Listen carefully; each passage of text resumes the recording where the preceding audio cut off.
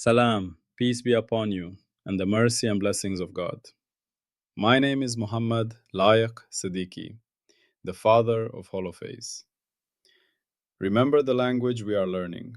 There's one field, phi, the holophase, one continuous cyclic movement from which all of reality unfolds. When phi begins to change, its first derivatives appear, and with them, the three dimensions show themselves at once: time as omega, space as kappa, and motion as nu, built from both. Every higher derivative is a finer question about how phi changes, and each one casts three shadows together: a time shadow, a space shadow, and a motion shadow. These echoes mix and weave into one another, forming the patterns we call fields, particles, bodies, thoughts, and worlds. In this picture, everything that exists is a living tapestry of phi, endlessly echoing through its derivatives and their dimensional shadows. Today we focus on one essential component of the epistemic firewall, a test so deep it forces us to separate what is real from what is merely ours. This is part 56. And part 56 introduces the cross-civilization validation framework.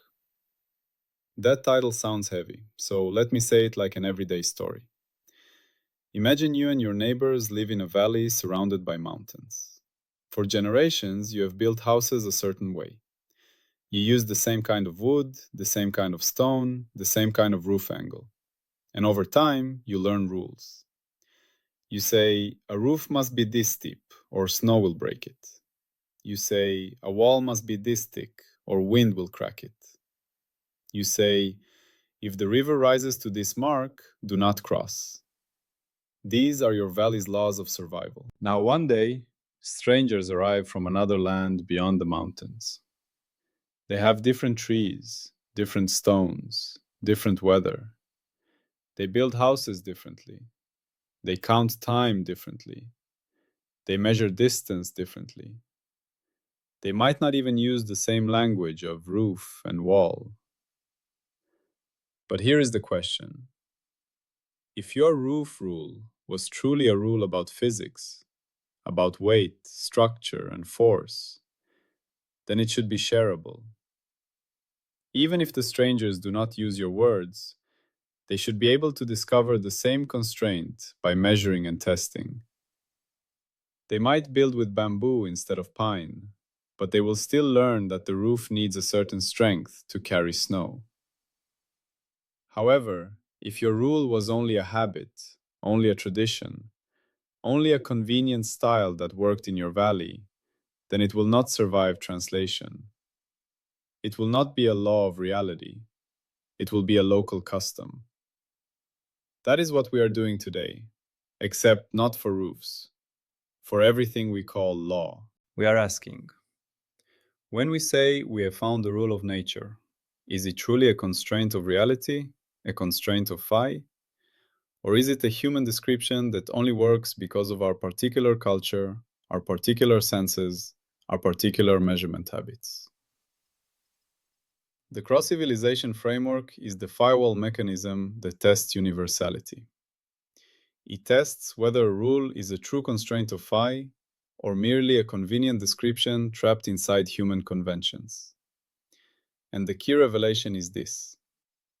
A civilization-grade firewall requires laws to be shareable with any intelligence, not by shared symbols, but by shared operational procedures. In other words, if a rule is real, it should be expressible as a phi-native protocol. A protocol means what to measure, how to license the window, what invariant to test, and how to check it again and again. Not write the equation in Greek letters. Not use meters and seconds. Not use our coordinate system. Not draw arrows like we draw arrows. No. If the rule is truly about phi, it must be expressible as a procedure that any mind could follow. Even a mind that has never heard of Earth, never heard of our alphabets, never had human eyes or hands. So the skill you gain in part 56 is the skill of distinguishing human description success from reality invariance. You learn to audit a rule not by how elegant it sounds to us, but by whether its core predictions could be recovered by a consciousness with entirely different senses, mathematics, and history. Now let me say the core question plainly, because it is the heart of the episode. Can our rules survive translation to another mind, another sensorium? This question targets a subtle but profound failure mode: anthropocentric lock-in. Anthropocentric lock-in is when we mistake our tools and conventions for the fabric of reality itself. We write equations using Greek and Latin letters. We measure time in seconds, based on an Earth-defined standard. We measure distance in meters. We draw forces as arrows. We imagine time as a line moving forward, because our brains experience sequence. We imagine space as a container, because we move through it. We imagine energy as a substance, because our equations have a symbol labeled E. But are these the world? Or are these the glasses we wear to look at the world? The cross-civilization framework forces the test. It demands that for a rule to earn the highest license, the canonical license, it must be reconstructible from first principles by any intelligence that can interact with phi's patterns. This is the ultimate independence test. Because a rule that depends on human-specific choices, our units, our coordinate habits, our visual metaphors, fails independence. It is not a freestanding constraint of phi. It is a joint product of phi and our way of carving it. Now let me show why this matters.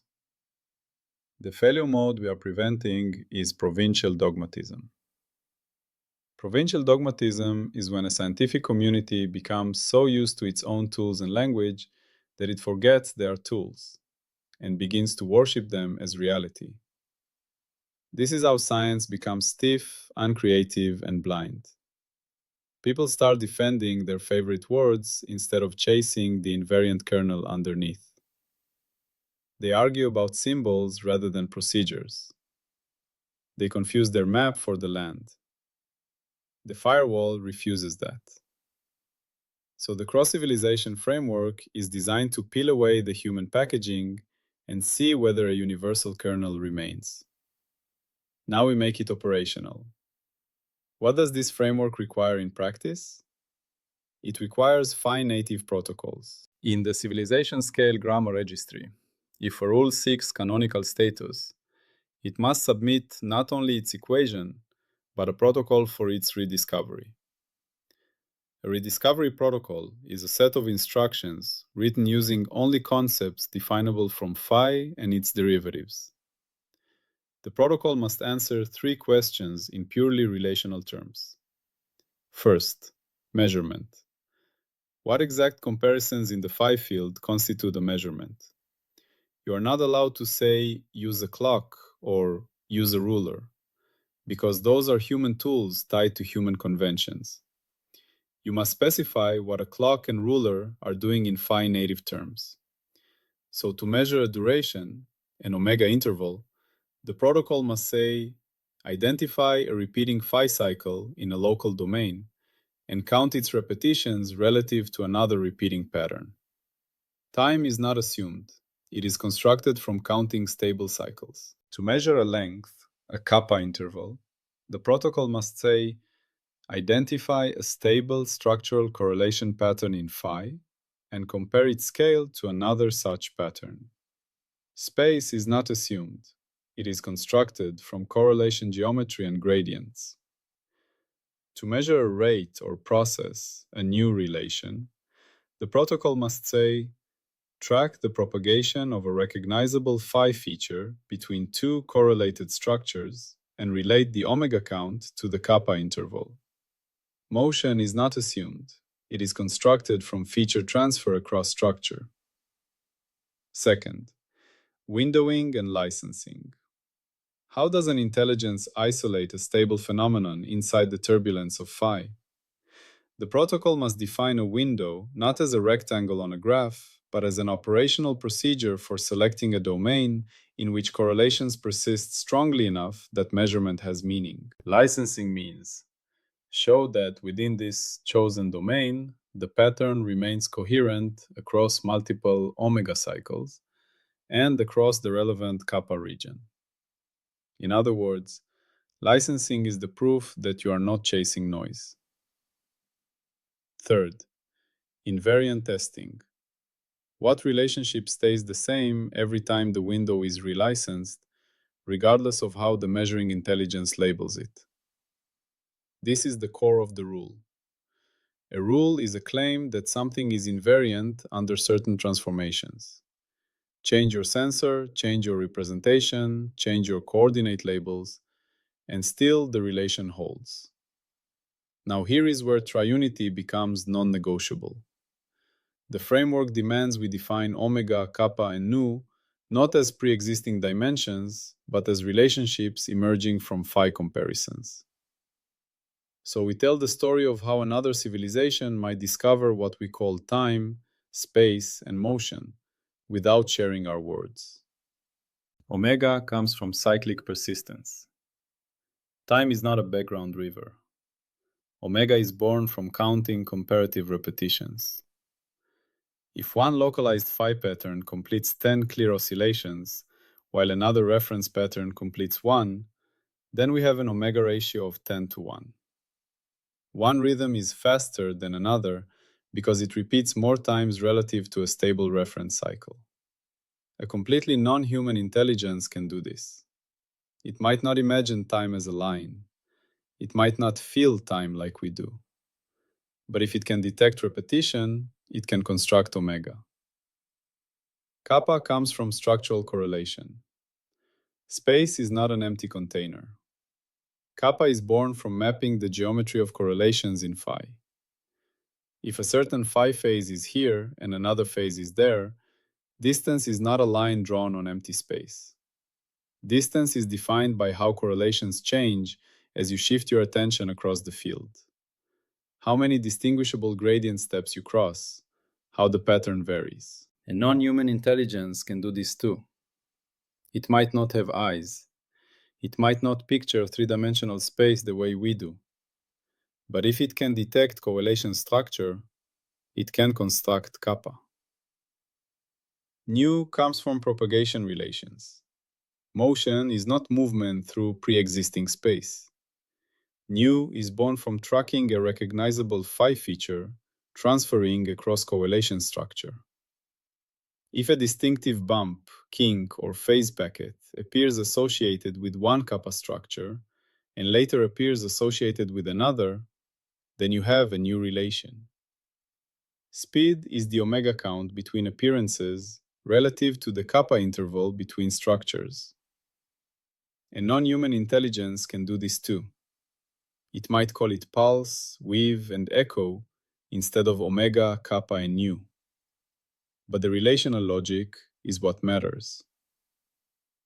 Now let us make this concrete with an example of a simple rule, because listeners need something they can picture. Consider the wave rule, the kind of relation we write in textbooks with second derivatives. In human writing, it often appears like second time change equals constant times second space change. But we cannot rely on that writing for cross-civilization validation. So we translate it into procedure. The protocol would say, to measure time-like change, isolate a small licensed kappa region, a coherent bundle of correlations. Track the phi value at its core across many repetitions of a local reference cycle. Record the average change per cycle. That average change per cycle is the operational meaning of time-like derivative. Do not call it partial derivative. Just call it change per counted cycle. To measure space-like change at one synchronized moment, aligned to a chosen reference cycle mark, sample phi at one point, then move attention along the direction of smoothest variation by the smallest distinguishable correlation step. Record the change per step. That is the operational meaning of space-like derivative. change per correlation step. Now, to measure the curvature of change, the second change, you repeat the same logic. You measure how the change per cycle itself changes across cycles, and how the change per step itself changes across steps. These are operational second derivatives without assuming calculus language. Then the wave rule says, for certain licensed patterns, these two curvatures are proportional, and the ratio is constant across relicensing of the window. That ratio is what we call propagation speed squared. Another civilization might call it the travel stiffness, or the echo constant, or something unimaginable to us. But if they follow the protocol, they will find the same invariant ratio. That is universality. Now connect this to one of the most misunderstood words in science: energy. In Holophase, energy is not something you must translate as a substance. Energy is tally. Energy is a universally reproducible accounting of constraints. So when a rule says energy is conserved, the cross-civilization meaning is not a fluid called energy sloshes around. The meaning is there exists a number, a tally computed from phi changes inside a properly licensed domain, and that number remains invariant before and after interactions, as long as you include the full relevant boundary. The protocol must therefore tell you exactly how to compute the tally, which combinations of omega-like and kappa-like changes you sum, how you correct for boundaries, how you relicense after interaction. Any intelligence that can measure phi patterns can do this accounting. They do not have to call it energy. They only have to follow the ledger. This is important because human metaphors often smuggle in false intuitions. We imagine stored energy, flowing energy, energy particles. Many of these are useful metaphors, but they can become mental idols. The protocol strips the metaphor and keeps only the accounting procedure. Now we arrive at the operational heart of the framework, the non-human laboratory test. When a rule is submitted for canonical certification, the Firewall Council performs a special audit. They set aside the human-centric paper. They look only at the phi-native protocol. They ask one star question: could a non-human laboratory implement this protocol without importing our conventions? They audit point by point. Does the measurement protocol rely on seconds or meters? If yes, it fails. It must rely on counting intrinsic phi cycles and comparing intrinsic correlation scales. Does the formulation depend on a specific coordinate system, like XYZ or polar grids? If yes, it fails. The rule must be expressible in coordinate-independent relations. The invariant must not depend on how you label directions. Does the rule depend on a particular gauge choice, a redundancy we introduced for convenience? If yes, dependence fails. The measurable predictions must remain the same across gauge choices. A rule can be written in many ways, but what it predicts must not be an artifact of one chosen representation. Does the accounting rely on metaphors like stuff flow? If yes, it fails. The accounting must be a bare procedure that yields a number from measured phi relations. If the answer to the non-human laboratory test is no, the firewall action is immediate. The rule is marked culture-dependent, not universal. Its license is downgraded from canonical to conventional. This is not an insult. It is a precise categorization. A canonical rule is a discovered constraint of phi that any intelligence could recover. A conventional rule is a useful, powerful model that works well for us within our framework, but may not represent the deepest invariant kernel. Newtonian mechanics is a perfect example of conventional brilliance. It works beautifully in its domain, but it relies on human-centric notions like absolute time and absolute space, which do not survive the deepest translation test. By contrast, certain invariants, like the existence of stable causal propagation constraints, are candidates for canonical status because they can be expressed as operational invariants independent of specific conventions. Now the cross-civilization framework yields a powerful prediction. Here it is in story form. Imagine three investigators studying the same class of phenomena. One is a human physicist with lasers and photodiodes. One is a dolphin-like intelligence that detects patterns through sonar and pressure waves. One is a strange alien that senses magnetic topology directly, as if it feels knots in fields the way you feel knots in rope. They have different bodies, different senses, different histories. But you give them the same phi-native protocol for a rule, say a propagation rule. Each goes to their lab. Each identifies repeating cycles to count omega-like intervals. Each maps correlation structure to define kappa-like intervals. Each tracks feature propagation to define nu-like motion relations. If the rule is canonical, they will all recover the same invariant relationship. Not the same human units, but the same dimensionless relational ratio after translation. One might report it as so many body lengths per pulse interval. Another might report it as so many light steps per oscillator beat. Another might report it in alien terms. But when reduced to relational ratios, they agree. That agreement across sensoriums is the signature that the invariant is real. Now the falsification condition. If a rule only survives within specifically human conventions, specific units, specific coordinate habits, specific calibration assumptions, it fails universality. The evidence is that when you try to strip away human baggage and express the rule as a phi-native protocol, the rule collapses.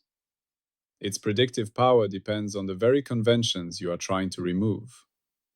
For example, a rule that requires global absolute time fails, because a protocol based on counting local phi cycles will not yield a single universal now across all domains.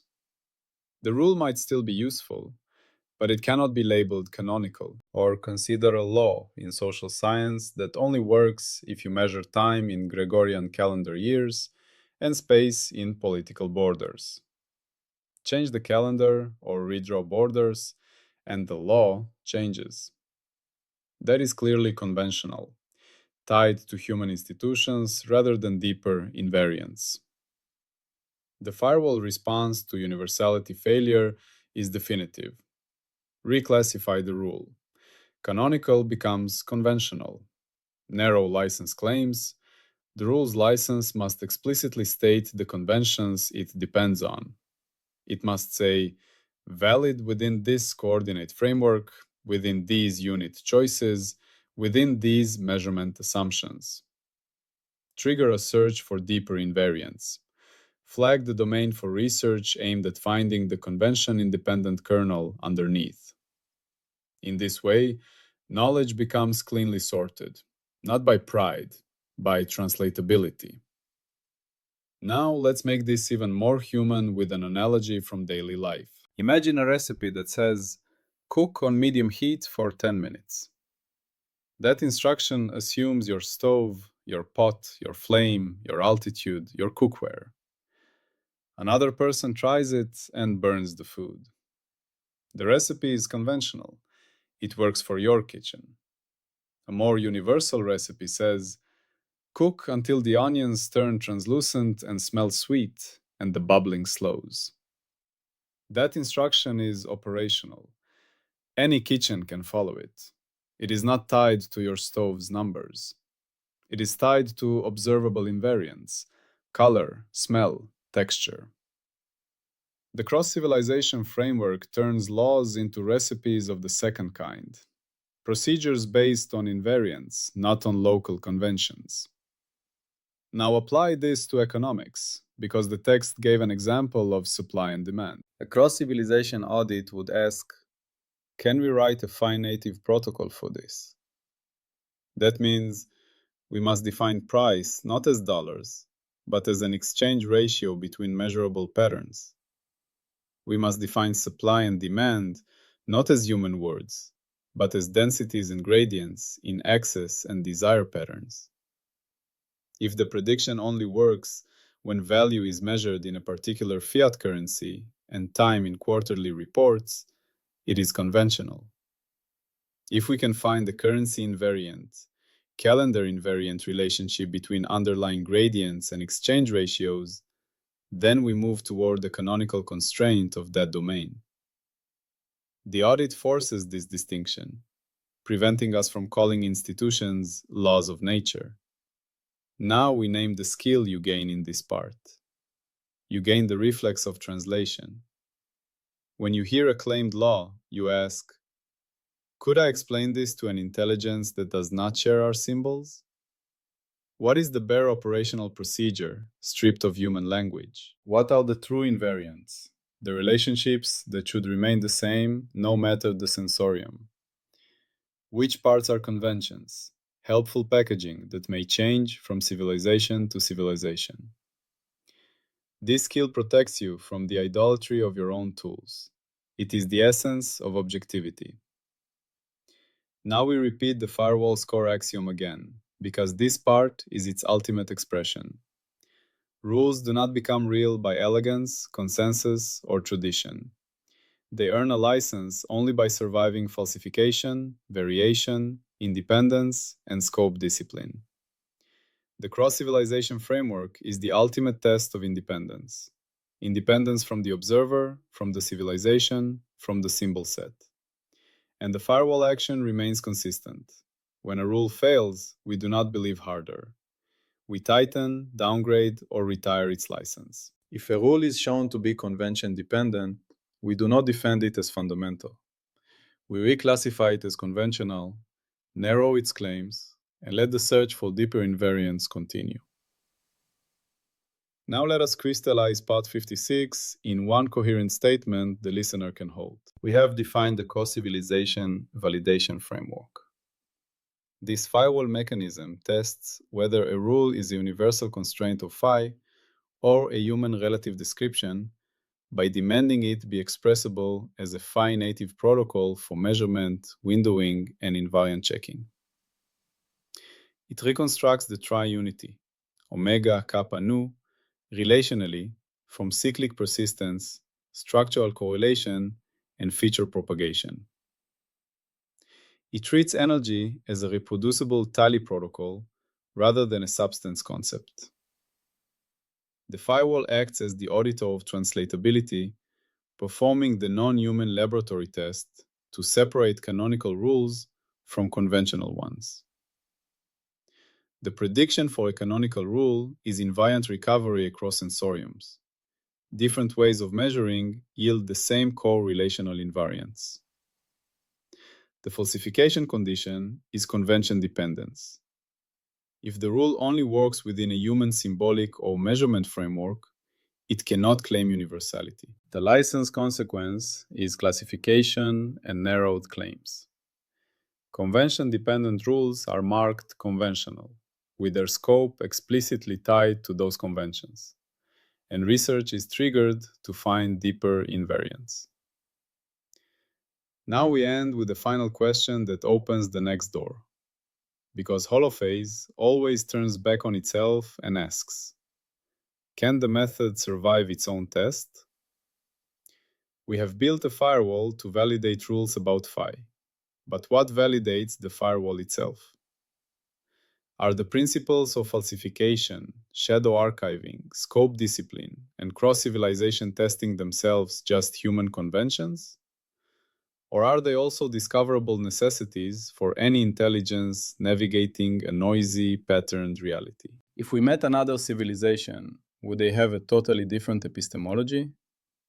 Or would we discover that beneath the surface, they too built something like a firewall, not in our words, not with our symbols, but with the same logical function: protect truth from the corruption of habit and extract invariants that survive translation? That is the next horizon. Because if a rule can survive translation across minds, it belongs not to our tribe, but to reality itself.